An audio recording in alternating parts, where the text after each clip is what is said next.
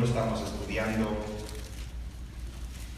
el discurso del Monte de los Olivos. Para los que no saben, el discurso del Monte de los Olivos encontramos en 3 de los evangelios, en Mateo, Marcos y Lucas.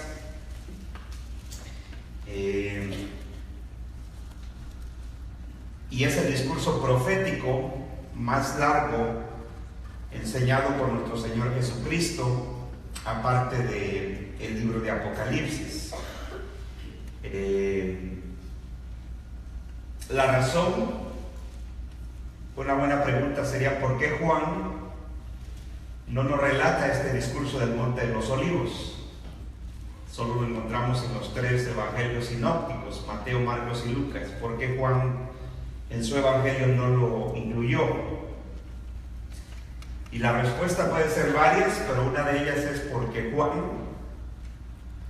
escribe el libro de Apocalipsis y casi toma todo un libro para enseñar sobre este discurso. Eso es lo interesante. Por eso alguien decía que el libro de Apocalipsis es una versión extensa del discurso del Monte de los Olivos, porque trata del mismo asunto, sobre el juicio de Dios sobre Jerusalén, sobre Israel. Claro que hay el aspecto futuro, pero vamos a leer entonces Mateo 24, Mateo capítulo 24, ese es nuestro pasaje base, pero estamos estudiando los 3 evangelios, los 3 pasajes paralelos: Marcos 13, Lucas 21, entonces usted debe tenerlos con usted. Y espero que usted haya estado haciendo su tarea de estudiarlos, de compararlos, porque creo que entre más usted lo estudie, más va a comprender la palabra de Dios. Muy bien, vamos entonces a leer nuestro último estudio. Estuvimos cubriendo el versículo 3. Vamos versículo a versículo, entonces esta es una exposición de el discurso del Monte de los Olivos, por lo menos hasta el versículo 34. Entonces leo el versículo 3 para tener un poco de trasfondo del texto, y entonces nos vamos a quedar en el versículo 4. Dice: y estando él sentado en el Monte de los Olivos, por eso se llama el discurso del Monte de los Olivos, porque el Señor enseña, ¿verdad?, este discurso desde el monte que se llamaba el Monte de los Olivos. Dice: los discípulos se le acercaron aparte diciendo: dinos, ¿cuándo serán estas cosas y qué señal habrá de tu venida y del fin del siglo? Verso 4 dice: respondiendo Jesús les dijo: mirad que nadie os engañe. Hasta ahí nos vamos a quedar. Pueden sentarse, hermanos, por favor.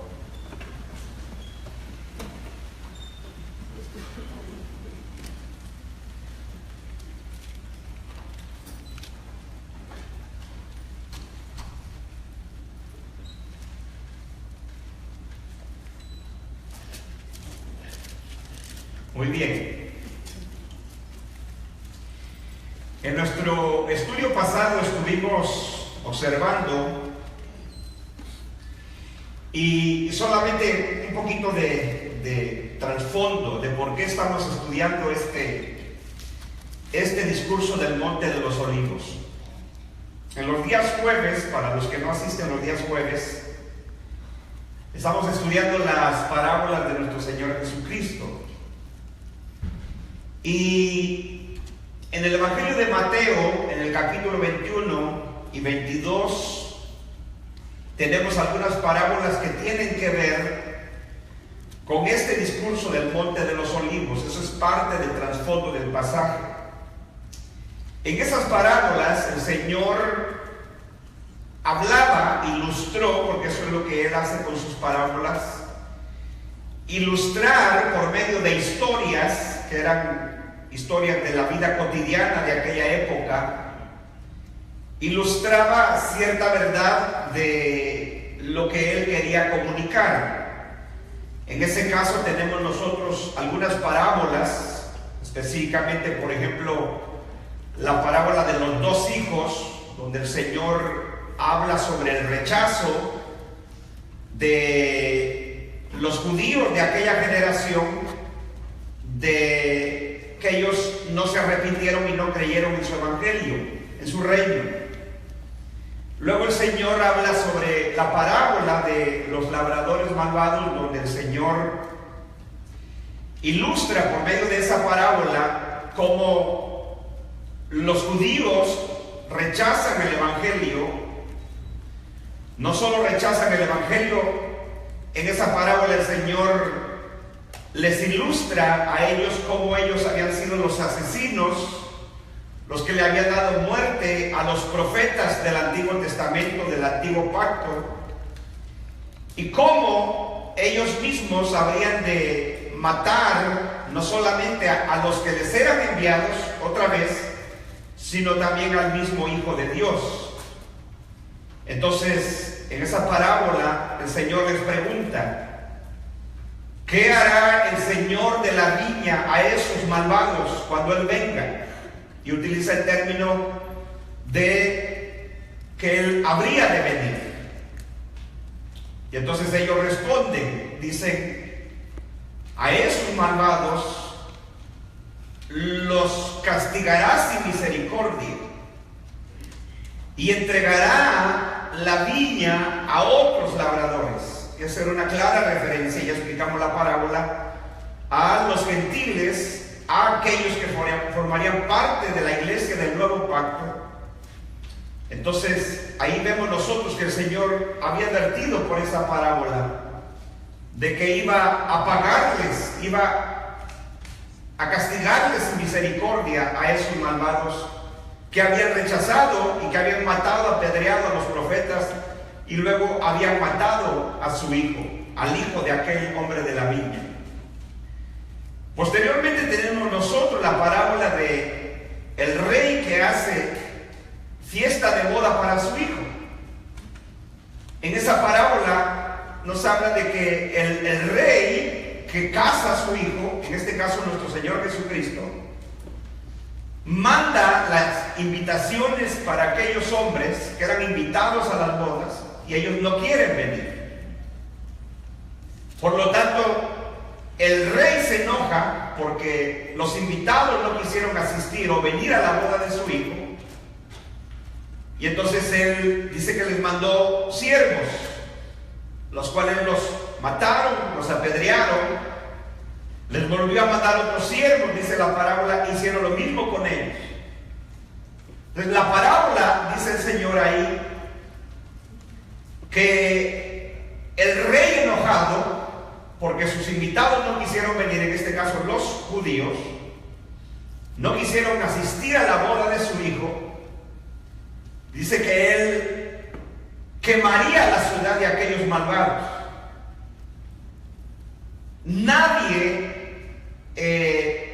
contradice el hecho de que esas parábolas están claramente refiriéndose al juicio que Dios estaba advirtiendo, que nuestro Señor estaba advirtiendo sobre la nación de Israel, sobre la ciudad de Jerusalén, a causa no solo de su rechazo de los profetas a los cuales habían matado sus antepasados en generaciones pasadas, sino que ahora el Señor venía como el Hijo de Dios. Eso es lo que ilustra la parábola de los labradores malvados, que el dueño de la viña dice: les enviaré a mi hijo, tal vez tengan respeto de él. Pero ellos dicen: este es el heredero, tomémoslo y matémoslo. Y eso es lo que hacen con nuestro Señor Jesucristo.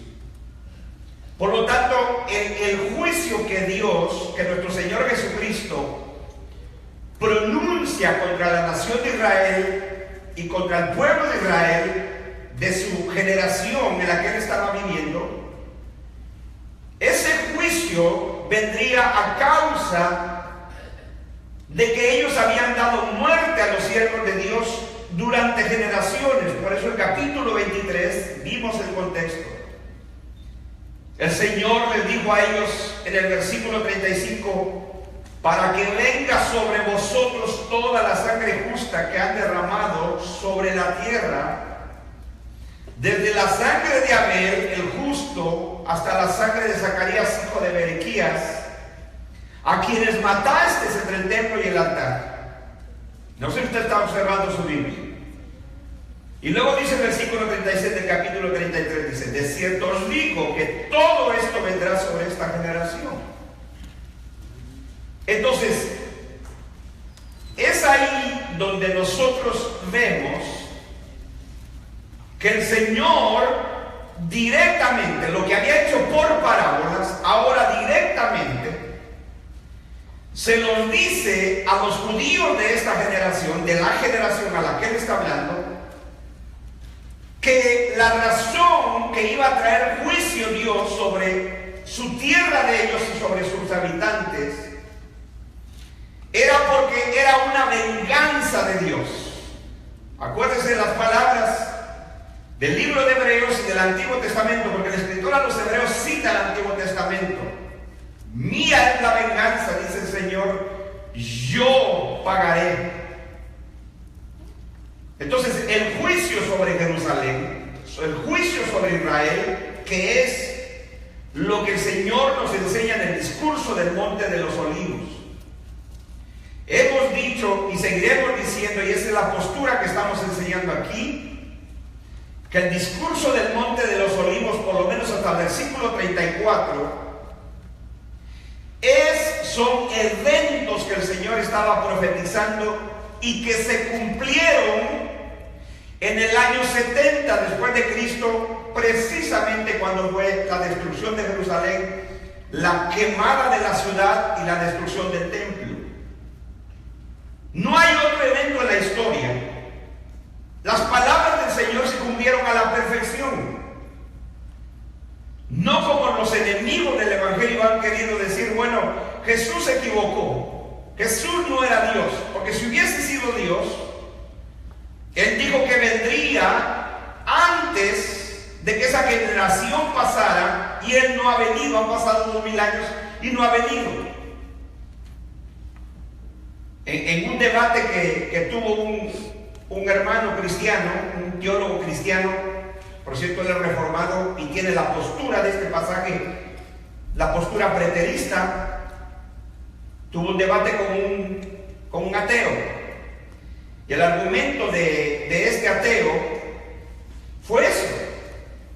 Jesús no era lo que él decía que era, o por lo menos Jesús no es lo que ustedes dicen que es Dios, porque él dijo que vendría en esa generación y no vino. Y el hermano en 5 minutos le explica el discurso del Monte de los Olivos y le dice: Jesús vino. Jesús vino, cumplió su palabra, cumplió su promesa, que todos los eventos relatados en Mateo 24, Marcos 13, Lucas 21, se cumplieron en esa generación y Jesús vino, pero vino en juicio. Nunca ese hombre había oído esa respuesta bíblica. No dijo nada. Usted puede ver ese debate en YouTube. Si usted habla un poco de inglés y puede entender, usted puede ver ese debate en YouTube. El hombre se quedó sin palabras. Sin palabras. Porque uno de los argumentos de los enemigos del Evangelio es: si Jesús dijo que Él vendría en esa generación, han pasado 2000 años, Él no ha venido, entonces Él mintió, Él se equivocó, Él no lo sabía todo, por lo tanto Él no es Dios. Si Jesucristo nuestro Señor no es Dios, entonces el Evangelio es una farsa. Pero ¿por qué razón los enemigos del Evangelio tienen ese argumento? Porque tenemos una época donde la mayoría de los que leen el discurso del Monte de los Olivos el día de hoy creen que esto tiene que ver con un futuro lejano, con 2000 o 3000 años y nadie lo sabe. Pero estamos presentando este estudio no porque yo quiera satisfacer la curiosidad de algunos, sino por el hecho de las parábolas que hemos estudiado y el trasfondo de esas parábolas con el capítulo 23 de Mateo y los pasajes anteriores del contexto de Marcos 13 y el contexto de Lucas 21, nos habla que el discurso del Monte de los Olivos se cumplió en esa generación a la que el Señor dijo que se cumpliría. Entonces, cuando en este pasaje, cuando en este discurso tenemos el tema sobre la venida del Señor o la gran tribulación, todo el mundo, el día de hoy, la mayoría de las congregaciones creen que se refiere a algo futuro. Por eso tenemos eso constante de inclusive predicadores, grandes líderes de organizaciones cristianas que se han atrevido a decir, ahora sí se va a cumplir, ya se está cumpliendo. Ya cuánto llegaron a poner fechas y siguen poniendo fechas de que se va a cumplir, y simplemente es una vergüenza para el Evangelio. ¿Por qué, hermanos? Porque el discurso del Monte de los Olivos no tenía que ver con algo futuro para nosotros. Era algo futuro, era una profecía que se había de cumplir en el futuro de la generación de la que estaba hablando el Señor. Él está hablando, está respondiendo a sus discípulos. Hemos dejado claro eso.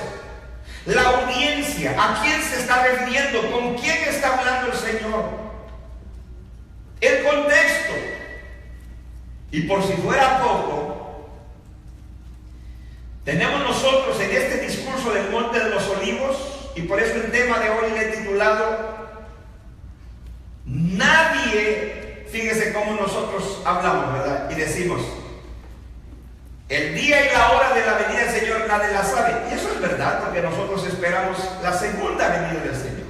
Que quede bien claro eso. Nosotros creemos, yo creo en una segunda venida literal, física de nuestro Señor Jesucristo, y puedo enseñarles los pasajes que hablan de esa segunda venida, porque su segunda venida va a traer el fin de la historia de este mundo, de esta historia.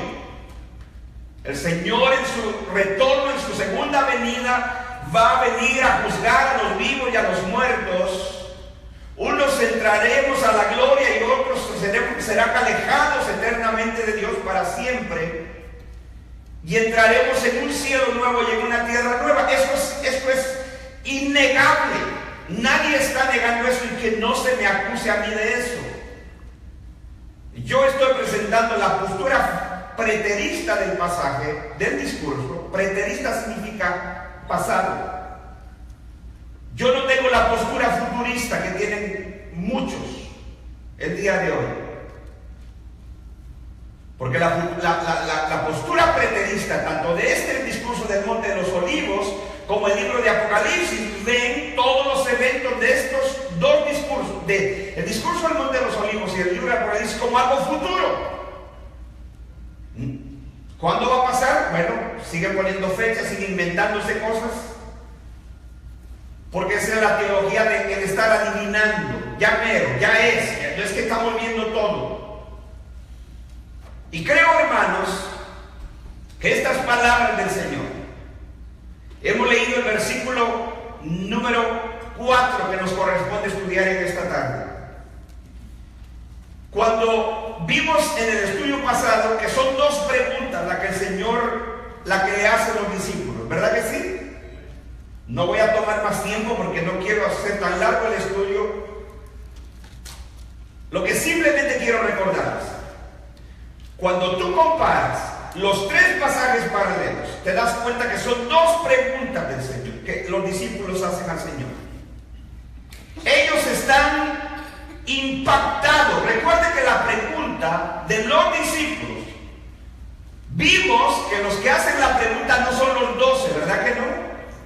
¿Cuántos discípulos son los que hacen la pregunta? 4.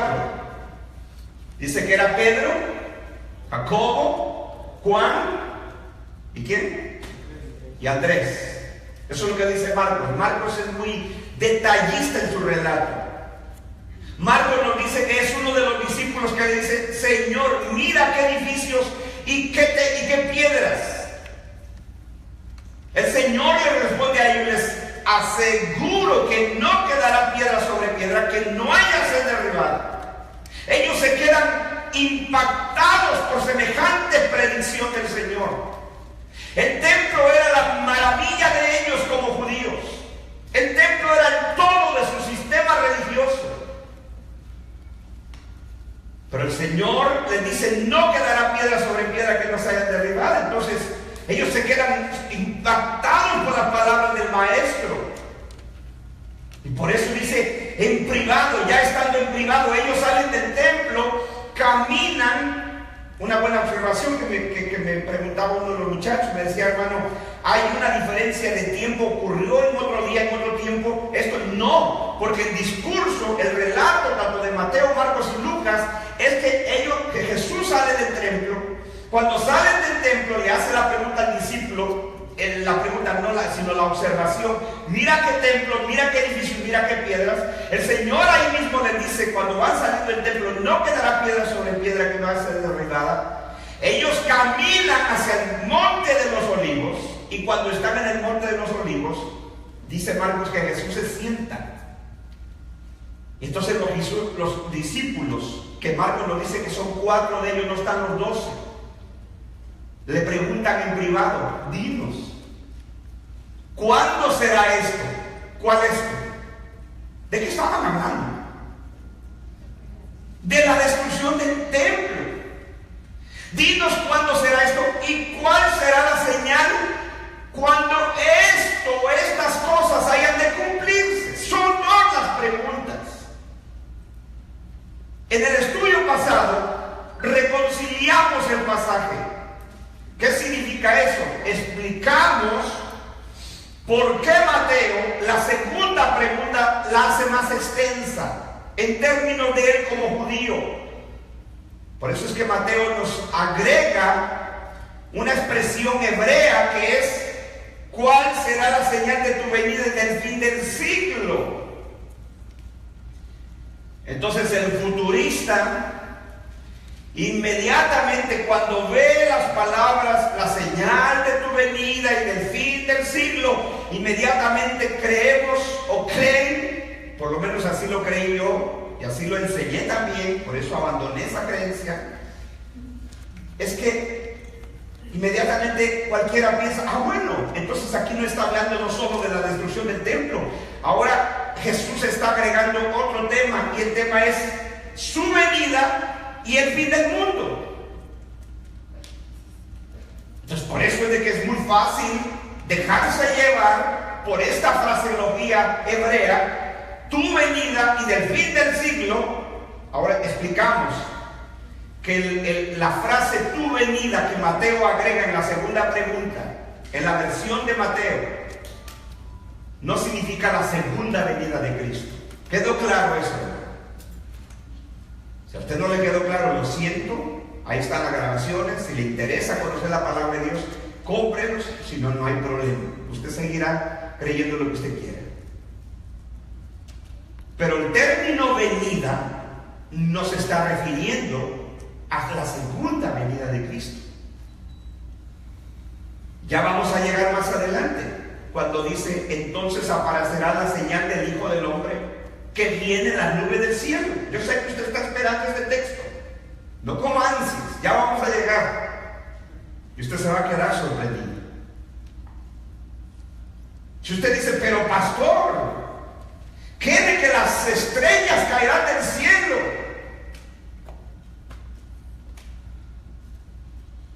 Ni siquiera los futuristas creen que las estrellas literalmente se van a caer del cielo, pero ellos hablan del fin del mundo.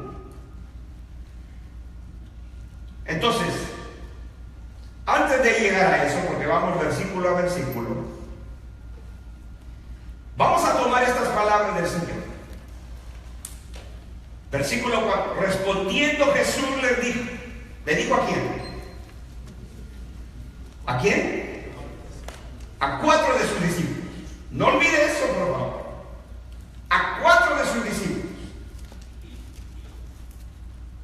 Respondiendo Jesús les dijo: mirad que nadie os engañe. Y esas palabras son de vital importancia para los discípulos.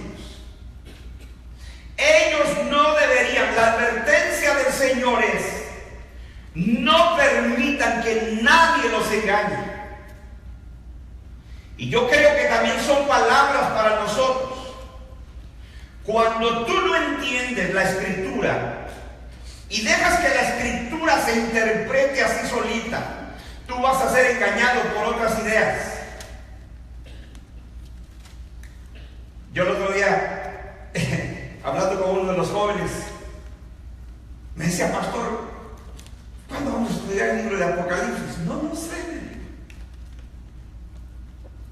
Digo, pero a veces, fíjese, a veces yo me pongo a pensar y digo, de verdad quisiera hacerlo,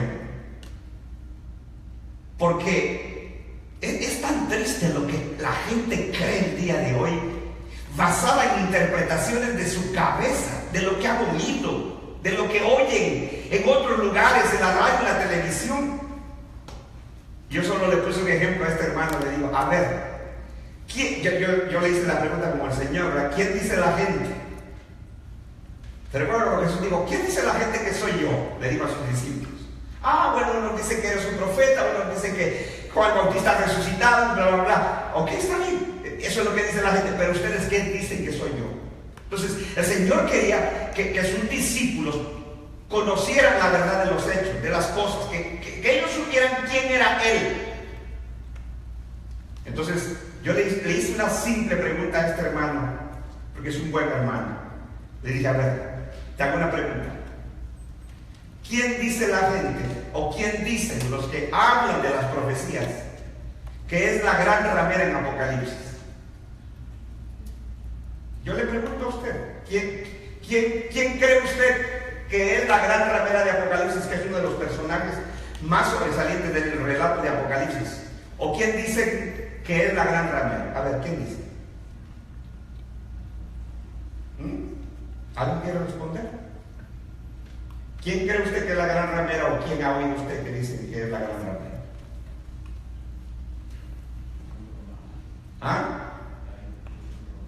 ¿La iglesia romana? ¿La iglesia católica? Eso es lo más común. ¿Cómo? La entrega que dice, ok, Roma, como religión, como... Sí, eso es lo más común. ¿Quién más? ¿Quién piensa usted que es la gran ramera de Apocalipsis? ¿Sistema del mundo? Ok, está bien.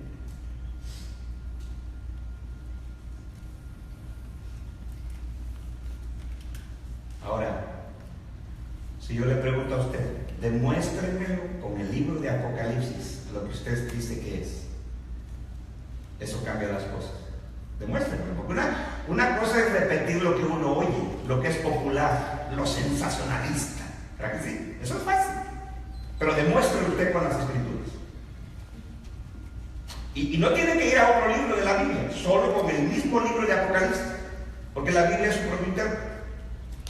Demuestre usted que la gran ramera de Apocalipsis es la Iglesia Católica, o su enseñanza, lo que usted quiera, o lo que decía el hermano, que es otra idea que existe, que es el sistema del mundo. Demuestre con la misma Escritura. Eso es a lo que me refiero. Cuando el Señor dice aquí, miren que nos han engañado. Él no quiere que nosotros vivamos engañados, creyendo cosas que no son ciertas. Él no quiere que usted crea. El Señor no quería que sus discípulos con los que hablaba, quienes les está respondiendo su pregunta, dinos cuándo será esto y qué señal habrá cuando esto haya de cumplirse. Él empezó diciéndonos, miren que no sean engañados. Yo les voy a responder. Mi hermano, nuestro Señor, en este pasaje del discurso del Monte de los Olivos, le responde sus dos preguntas a los discípulos. No es como muchos dispensacionalistas dicen que el Señor lo que iba a hacer es corregir a sus discípulos. No, Señor, Jesús no corrige a sus discípulos aquí. Jesús instruye a sus discípulos. Es verdad que hubo momentos que el Señor corrigió a sus discípulos. Como cuando Él les preguntó, ¿quién dice la gente que soy yo? Bueno, uno dice fulano, mengano. ¿Se da cuenta cómo a veces uno se deja llevar por lo que oye simplemente? Hay un programa de radio en una de estas estaciones llamadas cristianas, que yo no las escucho, pero El otro día estaba cambiando de radio, venía manejando de San Diego y este programa es un programa de consejería familiar y todo eso, pero de vez en cuando el que dirige este programa invita a un hermano, vamos a llamar hermano porque aquí no estamos negando la fe de nadie, de México, que según es experto en profecía y todo eso. Y es increíble. Pero cuando ellos hablan con un conocimiento, no, ya el anticristo ya está por salir, ya mire lo que estamos viendo, es increíble, hermano. Por eso, cuando yo oigo eso, digo, por un lado tengo compasión, tengo humildad, porque yo también viví en esa posición, en esa postura. Pero cuando tú oyes tanta cosa, que la gente solo repite porque lo oye, demuéstrenlo con la Biblia. Son los ejemplos de la gran ramera de Apocalipsis. Con todo respeto para los hermanos que acaban de responder, no porque ellos crean eso, o porque eso yo pregunté, ¿qué es lo que dice la gente que es la gran ramera de Apocalipsis? Eso es lo más popular. Solo quería que alguien lo dijera, no por poner en mal a nadie, sino simplemente para que usted vea lo que es común, popular. Pero yo le enseño a usted con el libro de Apocalipsis, si mira ningún libro, solito el libro de Apocalipsis, dice quién es la gran ramera de Apocalipsis. Y no es ninguna de las dos cosas que yo no enseño. Y cuando usted lo entienda con la Biblia, se va a quedar sorprendido quién es la ramera de Apocalipsis.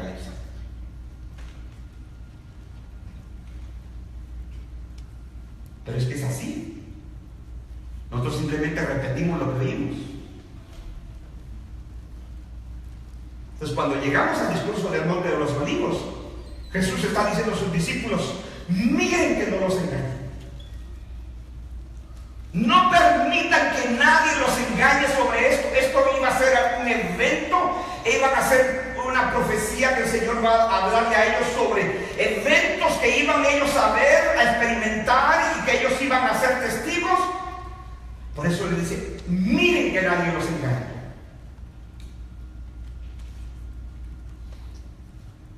Entonces son dos preguntas, ¿correcto? ¿Es así o no es así? Primer pregunta: dinos, ¿cuándo será esto? Ellos quieren saber el cuándo, la fecha. Pero no hay fecha. No hay fecha. Al final del discurso del Monte de los Olivos, ¿sabe qué les dijo el Señor? Por favor, adelántese al versículo 36 de Mateo 24. Y lo tenemos. Estaba viendo, porque yo he estado oyendo debates entre hermanos preteristas y hermanos futuristas. Y en un debate de un hermano preterista y un hermano futurista, el futurista, que es uno de los más grandes proponentes del futuro y de toda la profecía y de la escatología, él decía, llegó al extremo de decir que Lucas habla cosas distintas a Mateo y a Marcos. Yo me quedé así, pasmado.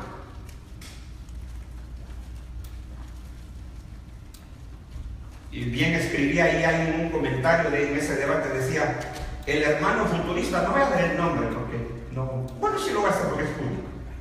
Él se llama Tomás o Tom Ice, es uno de los más grandes proponentes del futurismo. Thomas Ice. Él tiene un debate con un hermano que se llama Gary DeMar, que es preterista como la postura que estoy enseñando. Y hay un comentario abajo de alguien que dice: el hermano Ice, Thomas Ice, hace un contorsionismo bíblico. ¿Sabes lo que es un contorsionismo bíblico? Que tienes que estirarte. ¿Ves a gente que se estira y se pone las piernas aquí arriba? Eso es lo que hace con el texto. Y el hermano Thomas Ice dice que Lucas 21 habla de cosas diferentes a Mateo y Marcos y Lucas. Uno se queda pasmado. Que no es así. Los tres pasajes paralelos están hablando exactamente de lo mismo. La diferencia de Lucas se distingue por las frases que él utiliza, porque él es un gentil. Lucas no es judío. Mateo y Marcos son judíos. Ellos utilizan más la fraseología que entendían sus paisanos. Pero Lucas es gentil, escribe para gentiles. Pero entonces aquí viene el detalle. Porque la primera pregunta de ellos es: dinos cuándo. ¿Cuándo qué? Ellos querían saber cuándo iba a ser el fin del mundo. ¿El tema es el fin del mundo? ¿El tema es la venida, la segunda venida de Cristo? Claro que no. El tema es: ¿cuándo va a caer el templo? ¿Cuándo va a ser esto? Ellos quieren saber cuándo, y la señal, ellos le piden una señal al Señor. Una, porque vamos a demostrar con este estudio que en el capítulo 23 el Señor le dice a los judíos el juicio que vendrá sobre ellos. Se los ilustró con las parábolas y se los dice directamente a los judíos, fariseos y escribas, en el capítulo 23. Pero cuando los discípulos oyen de la destrucción del templo, ellos quieren saber cuándo va a ser eso y qué señal habrá cuando eso se vaya a cumplir. Entonces el discurso del Monte de los Olivos es una instrucción a los discípulos, porque el juicio que va a venir sobre Israel, que se cumple en el año 70, no hay otro evento, y se cumplen las palabras del Señor: no pasará esta generación hasta que todo esto se haya cumplido. En la historia no hay otro evento que se cumpla como la destrucción de Jerusalén, la caída. Mire, y eso no lo sabemos solo por la Biblia. Es más, como los libros del Nuevo Testamento fueron escritos antes de la caída de Jerusalén, entonces no tenemos en el Nuevo Testamento registrado los eventos de la caída de Jerusalén y del templo. Tenemos la profecía que va a ocurrir, pero no tenemos un relato de los eventos. Pero sí tenemos libros de historia. Y uno de los historiadores, de hecho, el emperador romano de aquella época, designó a un historiador, alguien que escribiera los relatos de aquella época. Ese historiador se llama Josefo. Si a alguien le interesa, lea Las guerras de los judíos de Josefo.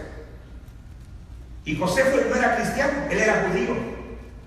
Josefo, él era general de una de los ejércitos de Israel que peleaban contra los romanos.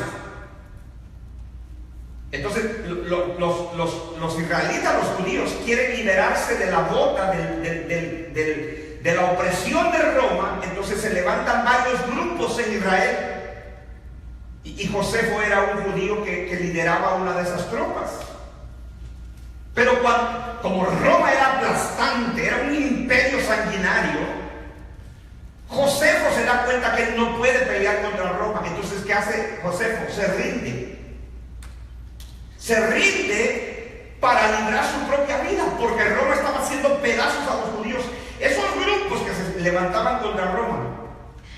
¿Usted ha leído cuando el Señor, uno de sus discípulos, era celote?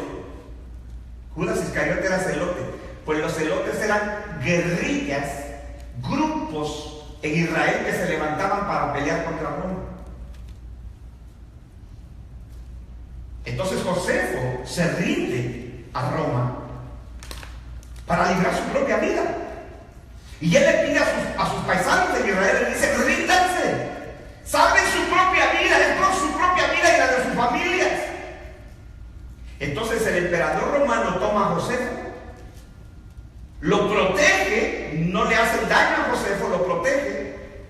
Y entonces, porque el emperador le pide a Josefo, cuando Josefo se rinde, le pide a Josefo que le hable a su gente de Israel y le dice: háblales en su propio idioma, a lo mejor te entienden, para que ellos se rindan. No queremos hacer más sangre, no queremos que corra más sangre, porque eso era terrible, mi hermano. Es más, en uno de estos estudios quiero ponerles unos videos aquí que usted lo vea para que conozca un poquito de la historia de la caída de Jerusalén y del templo.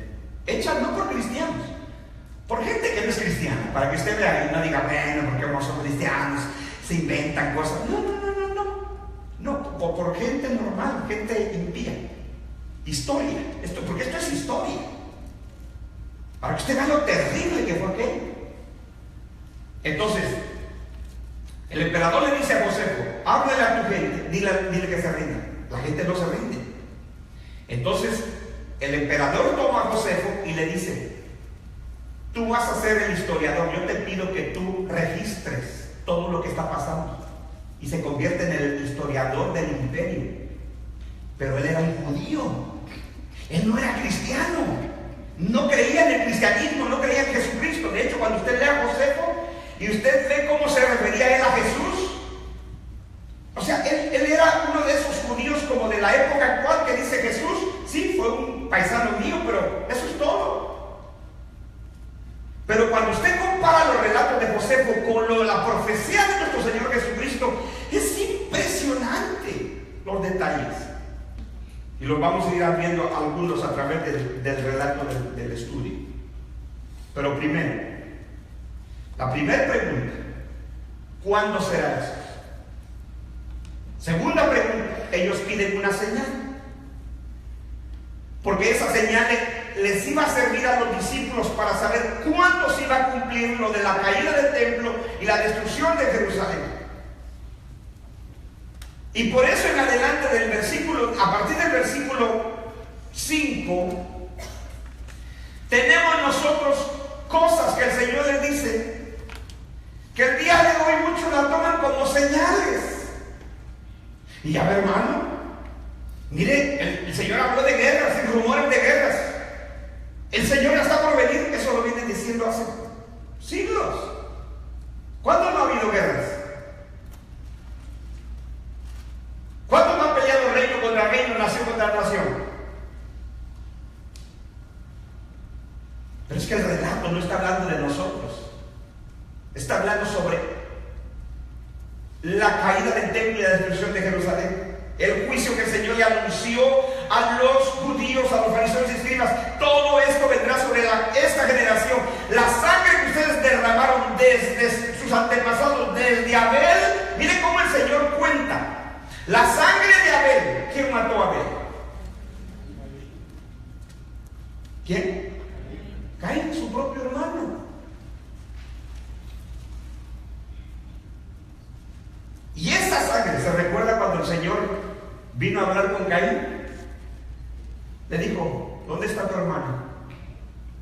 Y aquel se enoja, en lugar de arrepentirse, de confesar su pecado, como mucha gente, ¿no? Se enoja. ¿Y acaso yo soy guarda de mi hermano para que me preguntes por él? Y Dios le dice, la sangre de tu hermano clama a mí desde la tierra. Pues el Señor en este juicio de Jerusalén, el juicio de Jerusalén y la caída del templo, es la venganza del Señor contra los judíos, donde Él está castigando la sangre que se derramó desde Abel hasta este profeta que fue matado entre el altar y el templo. Y el peor pecado, mataron a nuestro Señor Jesucristo, al Hijo de Dios. Por eso cuando usted lee el libro de Apocalipsis, de eso se trata. Las almas de los que están en el cielo dicen, Señor, ¿hasta cuándo, oh Señor santo y justo, no vas a vengar la sangre de nosotros sobre los moradores de la tierra? Pero uno lee la tierra y cree que está hablando del mundo entero. No, usted va a ver que no. Tanto el discurso del Monte de los Olivos como el libro de Apocalipsis se trata del juicio de Dios sobre una nación que se caracterizó por matar a los siervos de Dios y mataron en su peor pecado cometido fue la muerte del Hijo de Dios. Por eso le digo, cuando usted lea la Biblia, con la Biblia, no yendo a YouTube, no yendo a 2, 3 predicadores que a usted le gusta oír. Cuando usted lea la Biblia, con la Biblia, usted se va a quedar sorprendido quién es la gran ramera de Apocalipsis, quién es la bestia de Apocalipsis, que no es el famoso anticristo que se han inventado.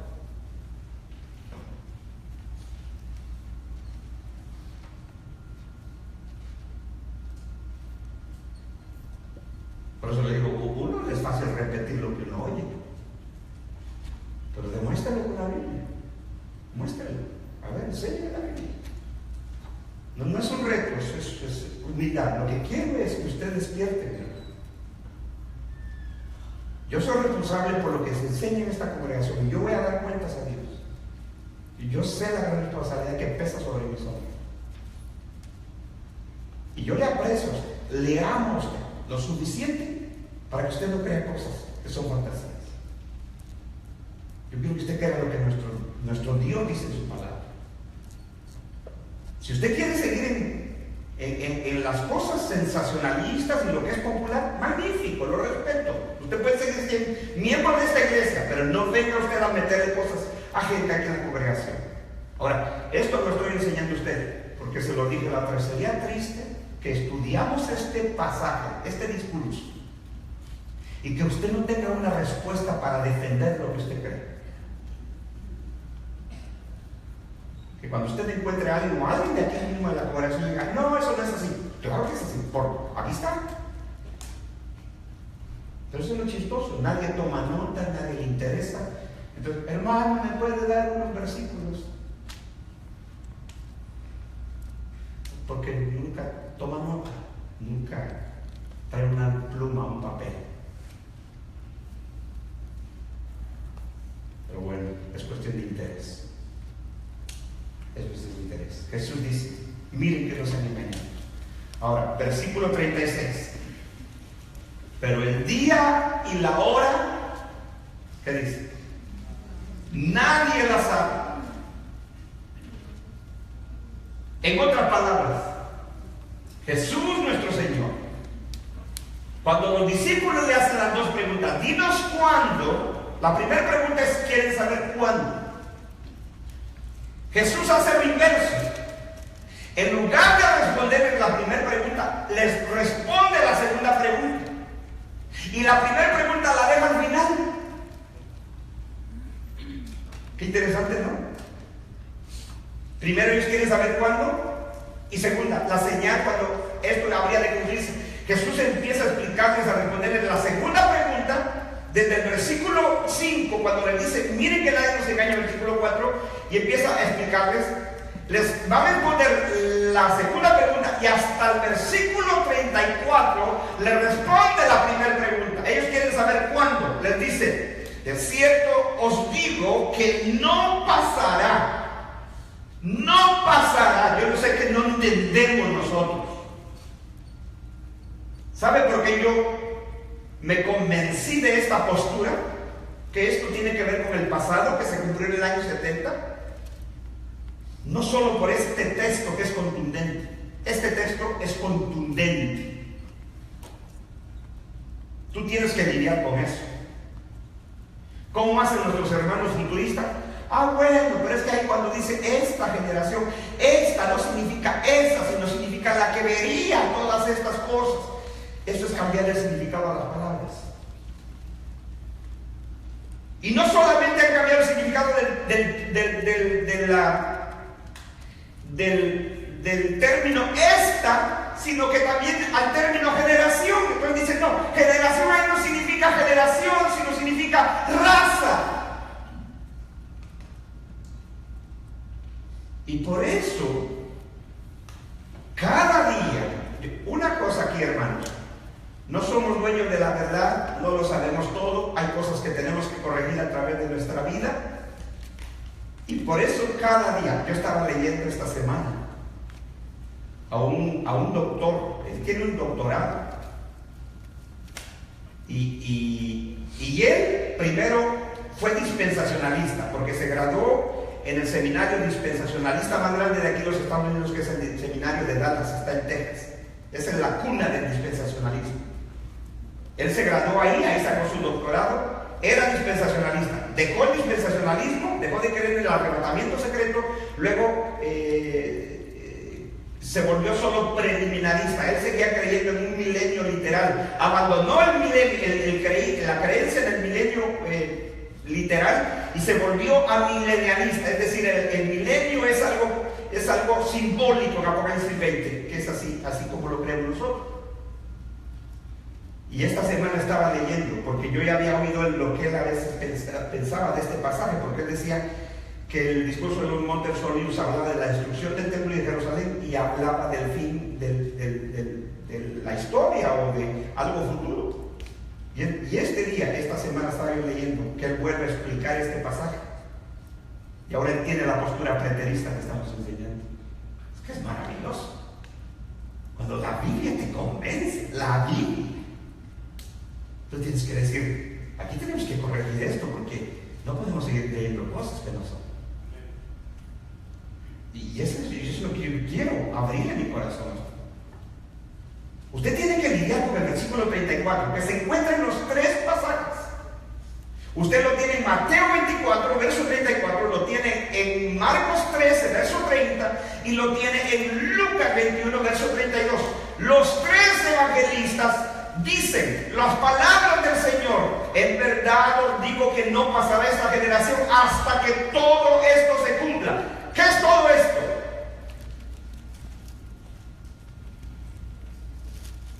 Todo lo que dice desde el versículo 1.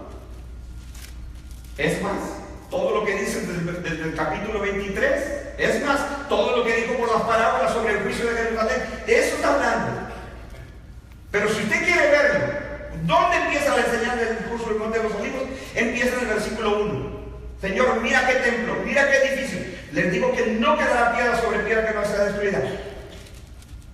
Ellos lo toman aparte en el Monte de los Olivos 4 de los discípulos y dicen: dinos cuándo y qué señal nosotros debemos de ver cuando esto haya de cumplir. Danos una señal, Señor. Y el Señor tiernamente se la da. No como algunos creen que son señales. Porque vendrán falsos cristos. Eso es una señal. No son señales. Eso vamos a ver en el próximo estudio, que son como preseñales. Es como cuando, ¿sabe qué hace el Señor? Es lo que hacemos usted y yo. Alguien viene, no sé, usted ha ido en el camino, o alguien conocido le dice: ¿sabe dónde está este lugar? Usted le dice: claro. Usted le dice: mira,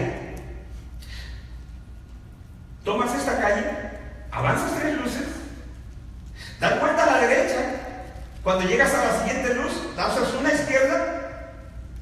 Usted le está dando preseñales, pero él quiere llegar al lugar. Entonces cuando llega al lugar le dice: a tu mano derecha, cuando hayas dado vuelta a la izquierda, a tu mano derecha, a la tercera casa, ahí es. Eso es lo que hace Jesús. Primero les dice esto y esto, y ustedes esto y esto y esto van a ver, pero la señal es esta. Y usted estudia el pasaje, a ver si alguien descubre cuál es la señal. Pero no es en su casa. Yo no se lo voy a decir todavía, porque todavía no llegamos. Este es lo emocionante de la escritura, ¿verdad? A ver si usted la descubre en su estudio personal. Entonces, eso es lo que hace el Señor. Van a ver esto, pero todavía no es. Pero entonces, la primera pregunta: dinos cuándo. Ellos querían saber el día y la hora, como queremos saber nosotros, ¿verdad? Queremos ser específicos. Dime qué año y dime qué día para que yo sepa. Jesús no les dice el día ni la hora, por eso les dice el día y la hora. Verso 36, ¿está conmigo? Pero el día y la hora nadie sabe, ni aun los ángeles de los cielos. Dese cuenta cómo nuestro Señor casi siempre distinguía entre los ángeles del cielo y otros que también él llamó ángeles. Porque el término ángel simplemente es mensajero. Por eso cuando lleguemos al versículo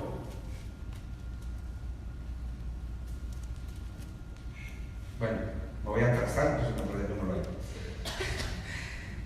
Luego me reclaman por qué dura tanto el estudio. Versículo 36. Pero el día y la hora nadie sabe, ni los ángeles de los cielos, sino solo mi Padre. Ok. El día y la hora nadie la sabe. El Señor no les da el día, no les da la hora. ¿Correcto? Pero sí les dice la generación que vería esto. Por eso mi tema del día de hoy es: el día y la hora nadie la sabe, pero sí la generación que sería testigo de esto.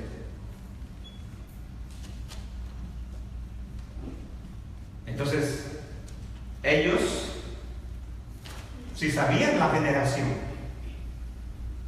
Entonces el Señor no estaba hablando de 1000, 2000 años, 3000 años, no sé cuánto más los futuristas creen que va a cumplirse esto. ¿Cuándo? Por eso están, ahora y ahora sí, y ahora sí, está como el chavo que cae, ¿verdad?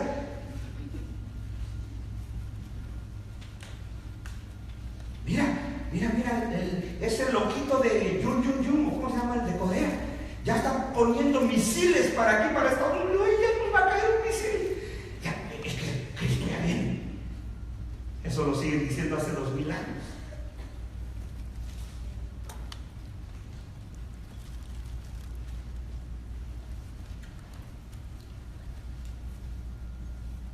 Y por eso hay gente que se ha atrevido hasta a poner fechas, mi hermano. Qué triste. Pero las palabras del Señor es: no le voy a dar el día, no le voy a dar la hora, pero sí le voy a dar la generación. Y son ustedes. ¿Lo leemos una vez más? Mateo 24:34. De cierto os digo, les aseguro que no pasará. ¿Cuál? ¿Aquella generación? Si el Señor hubiera estado hablando de una generación que nadie iba a saber, simplemente el adjetivo hubiera sido aquella generación. Fácil. Sencillo. Pero Él dice: les aseguro que no pasará. O sea, no pasará esta generación. Es como si imagínense que yo le digo a mis hijos, ¿verdad? Le digo a Yared, no le gusta que hable de él.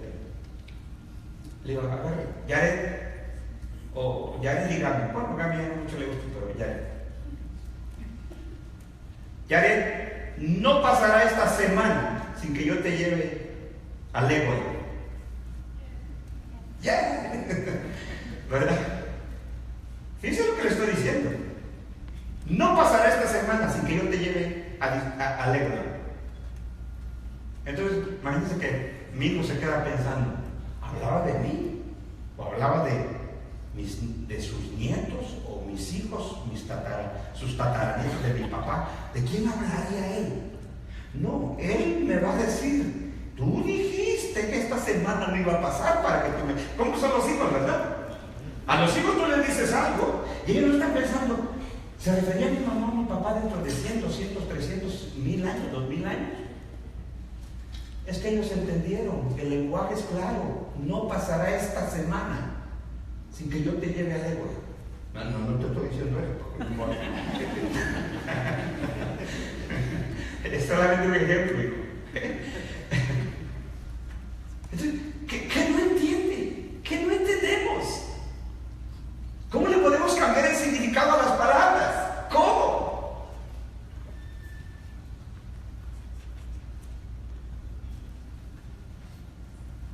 Entonces el Señor dice: de cierto les digo que no pasará esta generación. ¿Esta?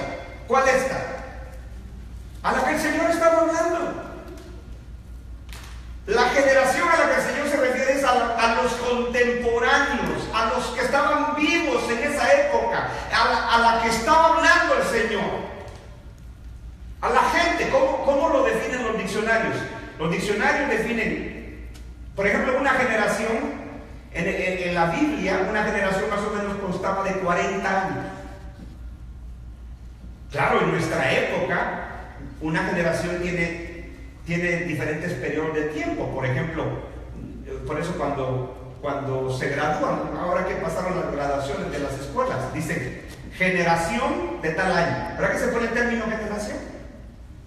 Claro, porque son los que se graduaron, pero ellos empezaron en el mismo año escolar cuando empezaron la clase de aquel año. Entonces los graduados se le llama una generación. Pero usted sabe que la high school solamente son 4 años. Si usted salió de la universidad, dice generación 2017. El otro día llevé a mi hijo a la universidad y pasé la graduación. Hay un gran letrero que pusieron a la universidad, decía generación 2017. Pero ¿de qué están hablando? De esos muchachos que entraron hace 4 o 5 años y que en el 2017 están graduando. Ese es el concepto de generación. Pero está hablando de la misma gente. No está hablando de, ¿qué? 2000, 3000 años de historia. Y por si fuera poco, esta. El Señor tiene una audiencia en particular. El relato del Monte de los Olivos está hablando, es una enseñanza, instrucción, advertencia, instrucción a los discípulos, porque este juicio, escúcheme bien, este juicio de Jerusalén y la destrucción del templo no es para los discípulos del Señor, es protección para ellos. A ellos les da la información el Señor de los detalles del evento. A los judíos simplemente les dijo: sobre esta generación se va a juzgar la sangre de los justos, desde Abel hasta Zacarías, que ustedes mataron entre el templo y el altar. Todo esto vendrá sobre esta generación, les dijo en el versículo 36 del capítulo 23. Ahora a los discípulos les dice otra vez: todo esto, de cierto digo, que no pasará. ¿Lo está leyendo conmigo? De cierto digo que no pasará esta generación hasta que parte de lo que les dije se cumpla. O sea, contesta. ¿Eso dice? Entonces, hagamos algo sencillito, hermano. Lea desde el versículo 1 hasta el versículo 34 y todo lo que dice desde el versículo 1 al verso 34, o si usted lee el pasaje paralelo de Marcos, desde Marcos capítulo 13, verso 1 hasta el versículo 30, o si usted lee el relato de Lucas, de Lucas 21 hasta del versículo 5, porque Lucas empieza a relatar el verso 5 hasta el versículo número 32. Todo eso que dice ahí, el Señor está diciendo, todo esto se va a cumplir antes que pase esta generación. ¿Sí? Esto es lo que les dice. Dice todo. Ellos le preguntan: dinos cuándo será esto y qué señal habrá cuando estas cosas se hayan de cumplir. El Señor le responde la segunda pregunta primero y la primera se las pone al último. Porque el Señor ya había dicho a los judíos: todo esto vendrá sobre esta generación, verso 37 del capítulo 23. Y ahora a los discípulos les dice: todo esto os digo que no pasará esta generación hasta que todo esto acontezca. Él no quería que les quedara duda, porque ellos quieren saber cuándo. El Señor les dice: no les voy a decir el día, no les voy a decir la hora, pero sí les digo, no pasará esta generación hasta que todo esto se cumpla.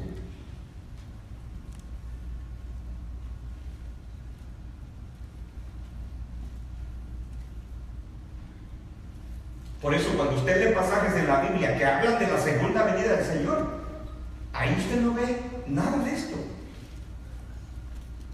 Porque ¿cuándo va a ser? No lo sabemos. Ahí el Señor, cuando pasajes como por ejemplo 1 de Corintios 15, 1 de Tesalonicenses 4, Hechos 1, cuando los discípulos ven al Señor, los ángeles le dicen: así como lo habéis visto, así volverá. Ahí no hay indicaciones del tiempo, no hay ni generación, mucho menos día ni hora, ni tampoco año, ni tampoco siglo, simplemente no lo sabemos. Pero aquí sí hay indicador del tiempo. No hay día, no hay hora, pero sí es la generación que ellos eran y que estaban viviendo. Juzgue usted por usted mismo, mi hermano. No se deje guiar por mis palabras. Juzgue usted por usted mismo las Escrituras. Y por eso le digo, los 3 evangelios, al final del relato de lo que el Señor les dice a los discípulos, al final lo pone: no pasará, en verdad os digo. Dice Marcos, en verdad os digo que no pasará esta generación hasta que todo esto suceda. Si Marcos estuviera hablando de otra cosa de Mateo, hubiera dicho, en verdad os digo que aquella generación no pasará hasta que todo suceda. Si Lucas, que era el gentil, estuviera hablando de otra cosa, como decía este hermano futurista, que Lucas habla de eventos diferentes a Mateo y Marcos en este discurso del Monte de los Olivos, pues entonces Lucas hubiera dicho, en verdad os digo que no pasará aquella generación o aquella raza, como quieren cambiar el término generación, hasta que todo esto suceda. Pero la palabra de Dios es la palabra de Dios. Y la palabra de Dios tiene una característica que la hace ser la Biblia, la palabra de Dios, que es inerrante, no tiene error. La Biblia no se contradice a sí misma. Pablo no contradice a Mateo, Lucas no contradice a Marcos, Marcos no contradice a Lucas, porque están hablando por el Espíritu Santo, no por ellos solos. Si se contradicen, no hay razón para tener confianza en la Biblia. Porque entonces la Biblia contiene errores.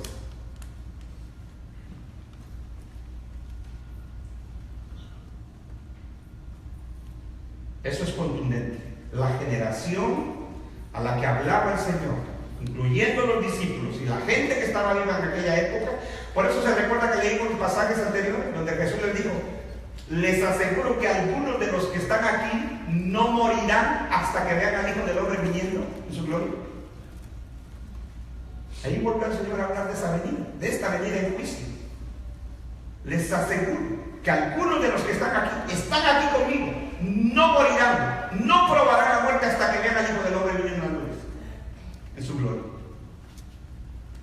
Hay solo dos formas de interpretar el pasaje. O Jesús ya vino y nos perdimos su segunda venida, y su segunda venida es desde el pasado, o Jesús estaba hablando de otra venida, que no era una venida física de Él, sino era una venida en términos figurativos, en juicio, como hablaban los profetas en el Antiguo Testamento. Jesús era el más grande profeta y Jesús está utilizando el lenguaje de los profetas del Antiguo Testamento. Es más, este discurso del Monte de los Olivos, las expresiones, las frases del Señor son frases de los profetas del Antiguo Testamento. Por eso le digo, si usted quiere estudiar el libro de Apocalipsis y usted nunca ha leído el Antiguo Testamento, usted ni siquiera se atreva. No que se lo esté prohibiendo, ni que usted va a quedar loco o algo así. No. Lo que estoy diciendo es que usted, como ha oído los famosos en la radio, en la televisión, que dicen, ay hermano, el anticristo. Ah, bueno, pues el anticristo está en el libro de Apocalipsis. ¿Y qué tal si no está? La gran ramera, hermano, la Iglesia Católica. Pobrecitos los católicos, les hemos dado con todo.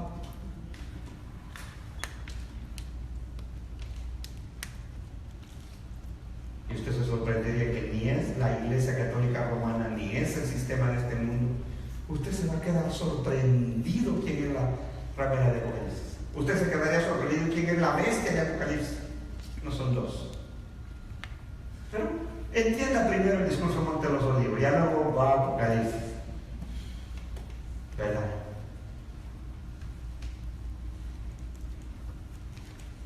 No pasará esta generación hasta que todo esto que dice suceda.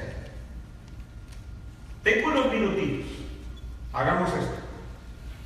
Vamos a leer las escrituras de algunos pasajes donde habla sobre generación y vamos a ver si en algún momento el significado del término generación cambia. Vamos a ver cuando la Biblia habla de esta generación, era la generación que estaba hablándose en ese momento. ¿De acuerdo? ¿O ya se cansaron? Bueno, vamos pues. Vamos primero a unos pasajes del Antiguo Testamento. Vamos a ir al Antiguo Testamento. Acompáñenme. Vamos a hacer rapidito, no va a ser una explicación extensa de los pasajes porque es solamente referencia. Vamos a ver cómo la Biblia se interpreta sola. Y vamos a ver cuando la Biblia en el Antiguo y en el Nuevo Testamento hablan de esa generación, vamos a ver que no tiene otro significado como algunos quieren darle a aquella generación. No puedes tú cambiar el significado de las palabras. No puedes. Si tú haces eso, tú no tienes el principio básico de gramática. Génesis capítulo 7, verso 1. No pierda ahí el discurso del Monte de los Olivos. Génesis 7, 1. Vamos a ver en la Biblia qué significa esta generación, porque estamos entendiendo el discurso del Monte de los Olivos. El Señor dijo que no pasaría esa generación a la que Él le hablaba sin que todo aquello se cumpliría. Génesis 7, 1. En Génesis 7 nos habla sobre el diluvio, después del juicio del diluvio. El juicio del diluvio fue un juicio mundial. Fue en toda la tierra habitada de aquella época. Entonces, antes de que el Señor mandara el diluvio, le dice esto a Noé. 7, ¿lo tienen? Verso 1.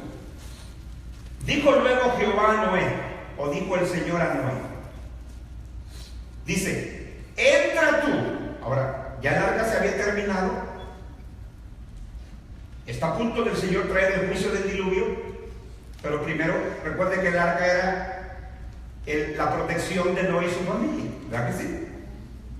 Dice, dijo luego Jehová a Noé, entra tú. Noé se hubiera quedado, Señor, yo, o estás hablando de mis antepasados, de mis tataranietos, tataranietos. ¿Me hablaste a mí? Tú, ¿entiendes tú?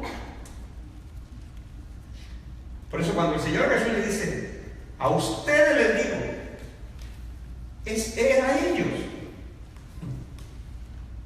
la audiencia.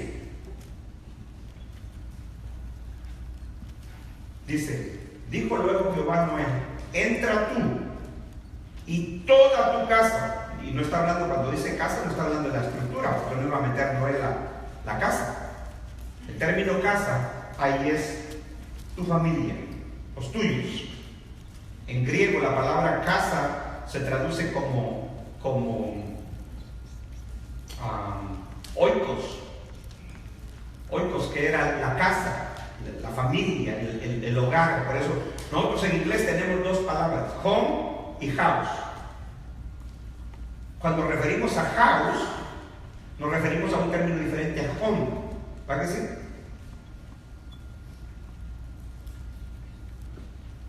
En español simplemente tenemos casa. Casas. O no, si tenemos hogar. Eso es diferente, sí, ¿cierto? Hogar y casa. Pero cuando nosotros decimos casa, estamos refiriéndonos a la estructura. Hogar es la familia, es todo lo que hay debajo de la estructura. Entonces cuando Dios le dice a Noé, tú y tu casa, no le está diciendo la estructura, sino tú y los tuyos, lo que es tuyo, tus pertenencias. Entra tú y toda tu casa en el arca, porque a ti, tú Noé, perdónenme que sea medio tontito yo, pero insisto en esto, porque a ti, no le está hablando de nada, ¿saben a quién se refería? A ti, porque a ti he visto, dice el Señor, justo delante de mí en esta generación. ¿Qué usted y yo no entendemos eso?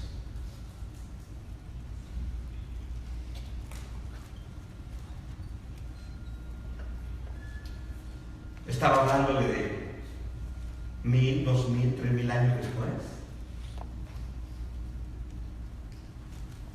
Y si aún usted quisiera cambiar el significado al adjetivo esta, entonces usted tiene otro problema. Está hablándole a Noé, está hablándole de su casa, está hablándole del arca. Le vuelve a decir, a ti he visto justo delante de mí en esta generación. No hay dónde irse. Usted no puede cambiar el significado del adjetivo esta. Entra tu casa, en el arca. Lugar, espacio, momento. Usted no puede cambiar el significado a algo. Es lo mismo que el Señor hace en el discurso del Monte de los Olivos. Les aseguro que no pasará esta generación Y que todo esto se cumpla. Todo lo que les acabo de decir se va a cumplir antes que pase esta generación.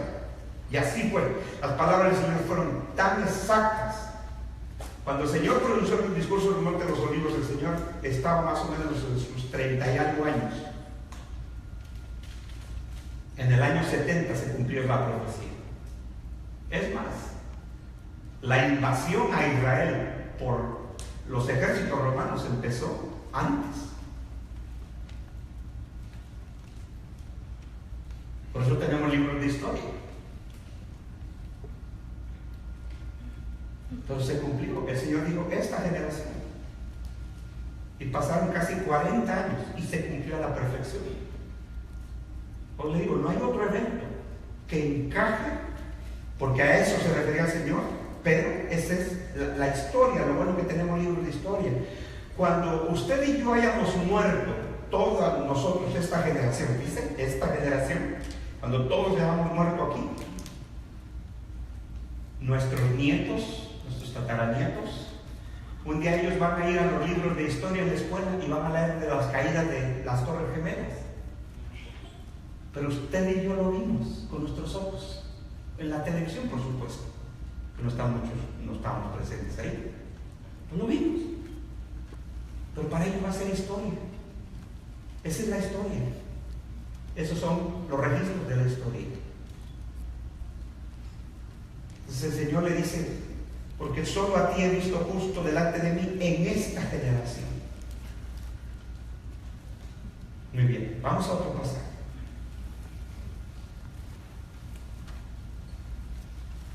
Éxodo capítulo 1, verso 6.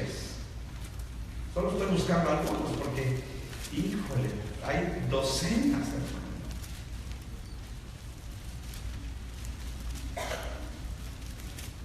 Éxodo 1, 6.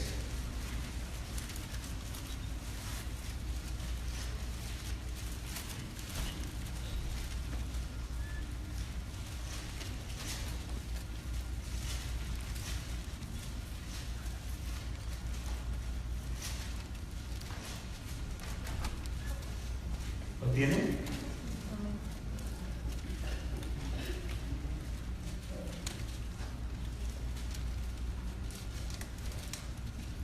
Dice así, Éxodo 1:6. Y murió José. ¿Quién era José? ¿Hijo de quién? De Jacob. Y murió José. Dice, y murió José y todos sus hermanos y toda aquella generación.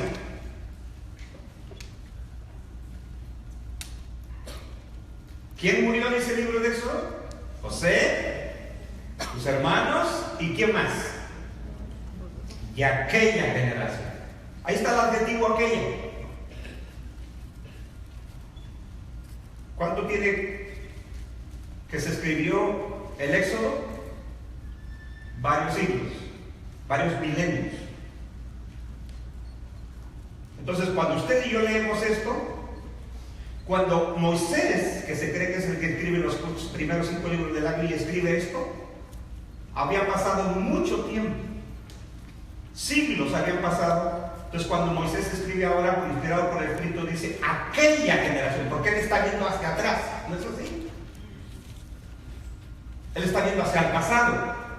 Si Moisés estuviera escribiendo de una generación, de la suya o de generación venidera, él hubiera dicho aquella generación. Pero él dice, murió José, sus hermanos y toda aquella generación. O sea, toda la gente que estaba viva, los contemporáneos de José y de sus hermanos, Moisés dice ahora, murieron, estaban muertos.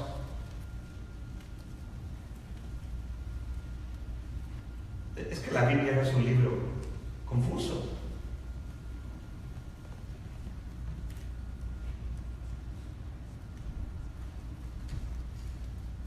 Aquella generación. Eso es lo que el Señor tenía que haber dicho. Si estuviera hablando de un futuro lejano que nadie iba a saber, Él hubiera dicho aquella generación, como le cambian nuestros hermanos futuristas.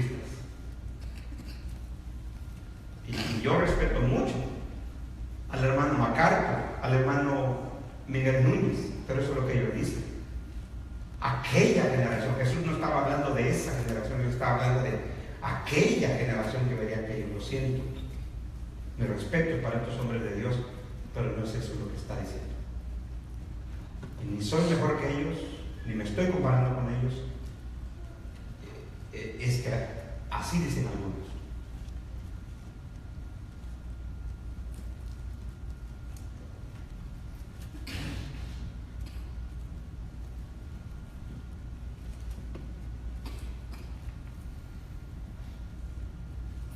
Así creía el hermano Guillermo.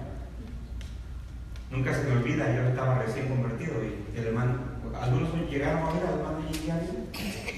Era predicador puertorriqueño de la época de los 70, 80, fue su apogeo de él. Y él hablaba de eso, de la profecía, de Mateo 24, del discurso del Monte de los Olivos, de la profecía.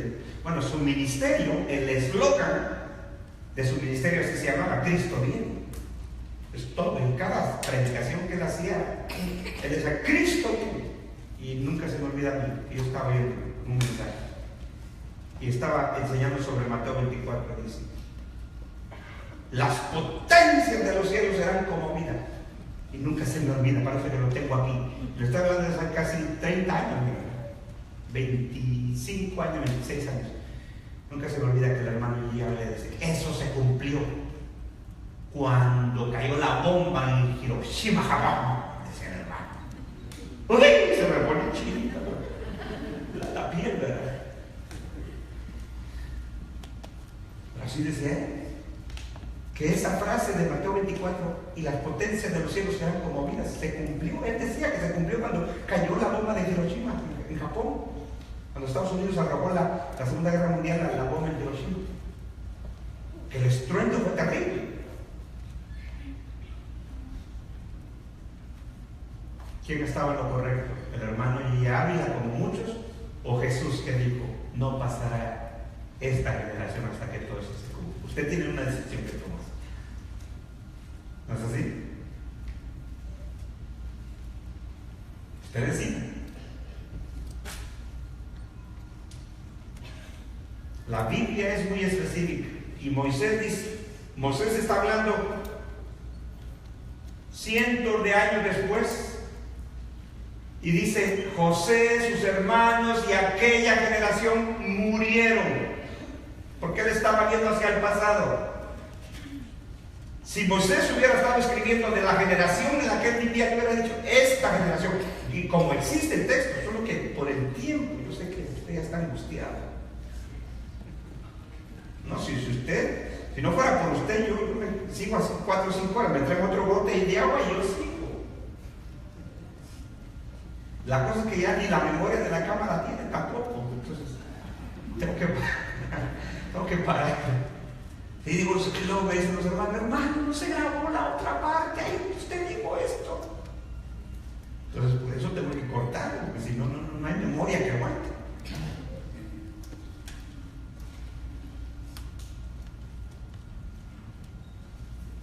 Muy bien. Miren. Tome una concordancia en su Biblia, busque las frases generación, lea los pasajes y usted va a ver. Pero vamos al Nuevo Testamento, vamos rapidito al Nuevo Testamento. Aparte del discurso del Monte de los Olivos, donde encontramos la frase esta generación. ¿De acuerdo?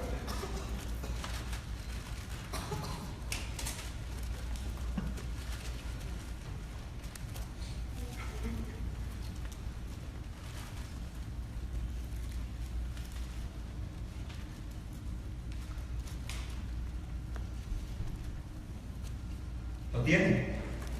Muy bien. Busquen por favor Mateo 11, 16. Vamos a ir a Mateo primero. Mateo 11, 16. Seguimos. Estamos demostrando con la escritura el significado del término esta generación. Si no entendemos eso, no entendiste el discurso del Monte de los Olivos.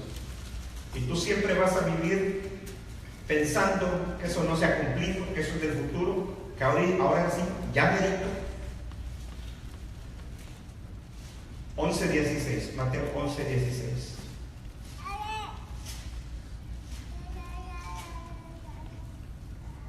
tienen? 11:16. Dice el Señor Jesús: mas ¿a qué compararé? ¿Qué dice? ¿Lo encontraron? Mas ¿a qué compararé esta generación? Es semejante a muchachos que se sientan en las plazas y dan voces a sus compañeros, diciendo: os tocamos flauta y no bailasteis, os endechamos, o sea, cantamos canciones de tristeza o tristes y no llorasteis o no se lamentaron. ¿Verdad? Es una forma metafórica de lo que ahora el Señor les va a decir. Dice: porque vino Juan. ¿Quién es Juan? El Bautista. Porque vino Juan, que ni comía ni bebía, o sea, Juan vivía en el desierto, que ni comía ni bebía, y dicen: demonio tiene. Vino el Hijo del Hombre que come y bebe, y dice: he aquí un hombre comilón y bebedor de vino, amigo de publicanos y de pecadores, pero la sabiduría es justificada por sus hijos. Cuando Jesús les dice: ¿a qué comparar esta generación? ¿Con qué la compara? Con los muchachos en las plazas que les cantaban canciones alegres, no bailaban. Es un ejemplo que están poniendo el Señor, no es que usted más vaya al baile. Es un ejemplo. Ahí el Señor dice que todos, bueno, si usted quiere hacerlo, haga. Tanto se aguanta las ganas. Dice: ¿mas a qué comparar esta generación? Es semejante a los muchachos. Es una comparación, una especie como de metáfora, como parábola, pero no es parábola, es una metáfora.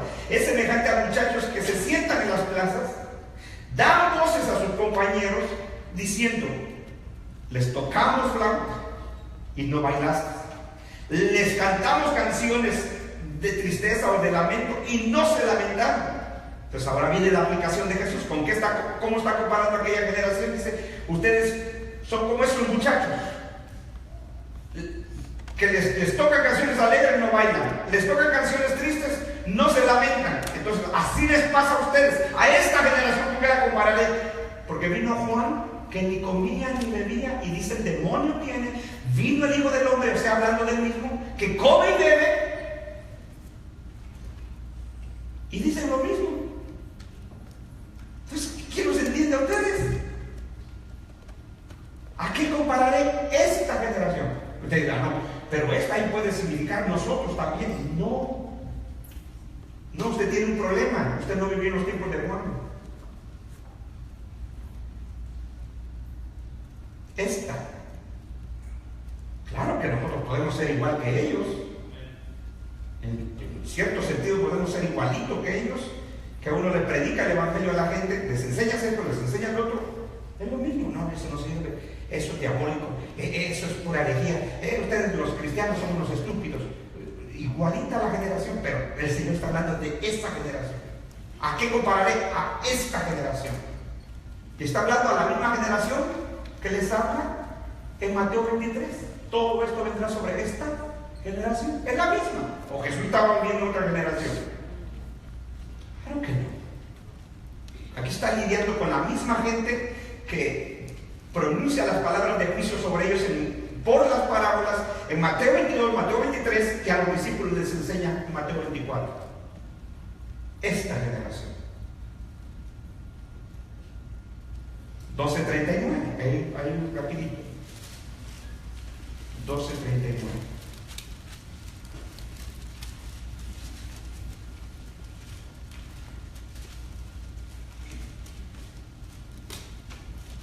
Versículo 38. Entonces respondiendo algunos de los escribas y de los fariseos, ¿verdad que sí?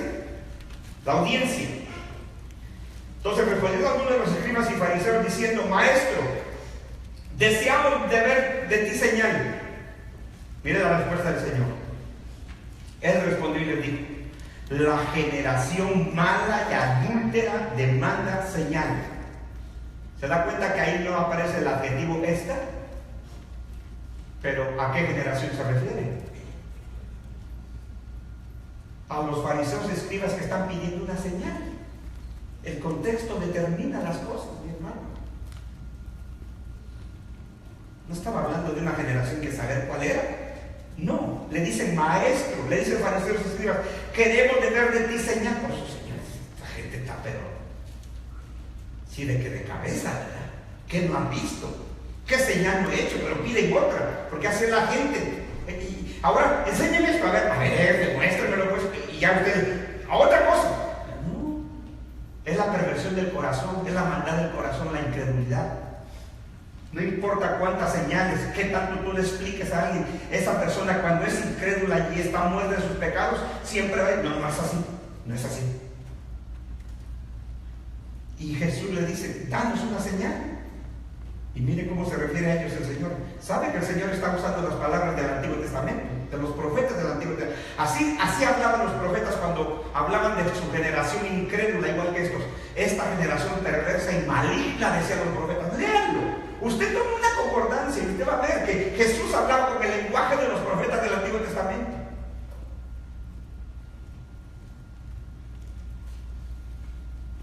Y respondiendo les dijo, la generación mala y adúltera demanda señal, pero señal no le será dada, sino la señal del profeta Jonás. Y usted ya sabe que se refiere a su resurrección después de 3 días de muerto.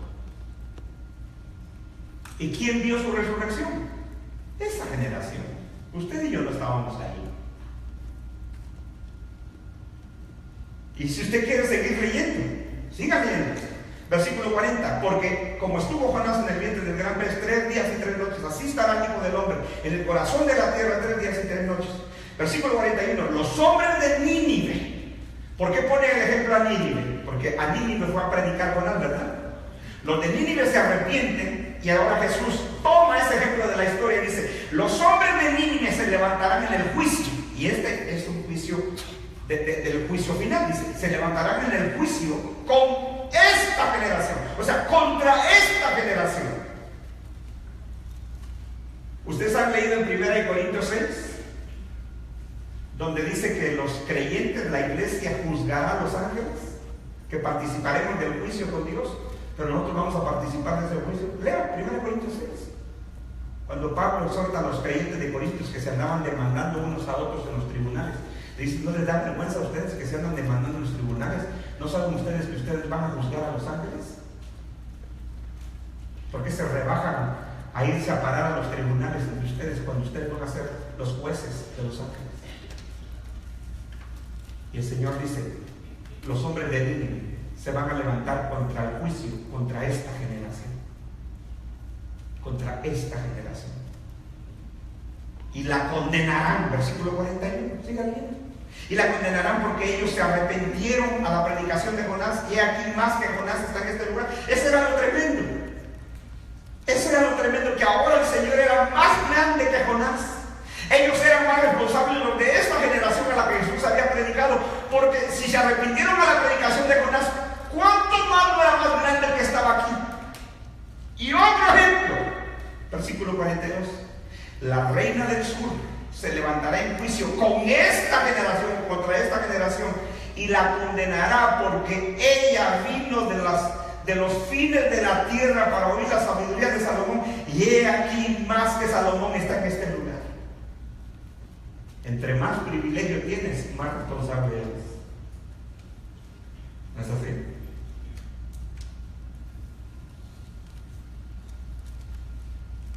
Esta mujer, esta reina, usted puede leer en el Antiguo Testamento, viajó desde lejanas tierras para oír un poquito la sabiduría de Salomón. Y esta mujer se salvó.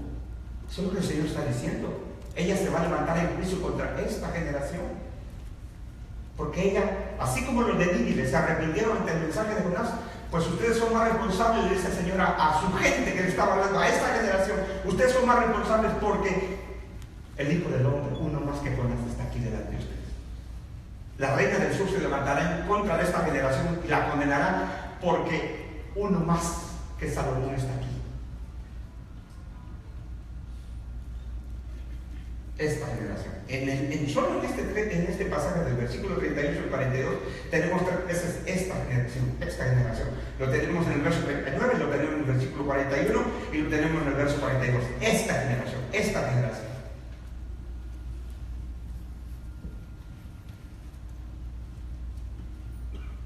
Y vamos a detenernos ahí. Pero usted puede leer otros pasajes. Son docenas de pasajes.